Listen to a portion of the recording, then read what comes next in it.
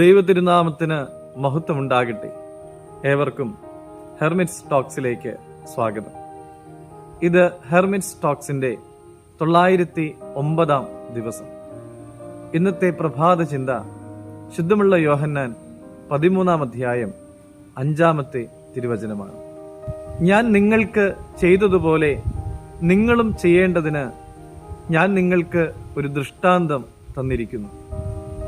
മറ്റുള്ളവരെ അനുകരിക്കുക എന്നുള്ളത് മനുഷ്യ സഹജമായ ഒരു വാസനയാണ്. കൊച്ചുകുട്ടികൾ അവരവരുടെ മാതാപിതാക്കന്മാരെ അനുകരിക്കുന്നത് നമ്മൾ കാണാറുണ്ട്.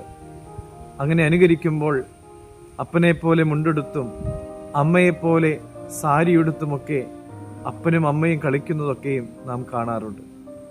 അല്പം കൂടെ മുതിരുമ്പോൾ സെലിബ്രിറ്റികളെ അനുകരിക്കുന്നവരായി അവർ മാറുകയാണ്. അത് പല വിധത്തിൽ അവർ അനുകരിക്കുന്നു.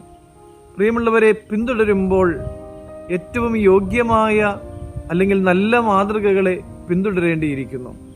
നമുക്ക് പിന്തുടരുവാനായിട്ട് ഏറ്റവും യോഗ്യമായ മാതൃക എന്ന് പറയുന്നത് ക്രിസ്തുവിന്റെ മാതൃകയാണ്.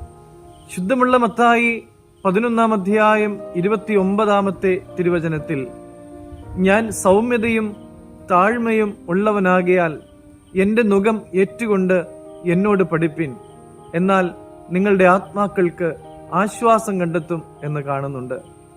ഒരുവന് ഏറ്റവും ആവശ്യമായിട്ട് ഉണ്ടാകേണ്ട ഒന്നാണ് സ്വസ്ഥതയും സമാധാനവും എന്നുള്ളത്.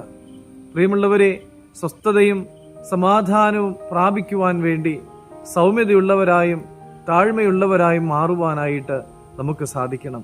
അതിനുവേണ്ടി ക്രിസ്തു എന്ന മാതൃകയെ പിൻപറ്റുവാനും നമുക്ക് സാധിക്കണം. അതിനുള്ള ഭാഗ്യമുണ്ടാകട്ടെ. ദൈവം അനുഗ്രഹിക്കട്ടെ.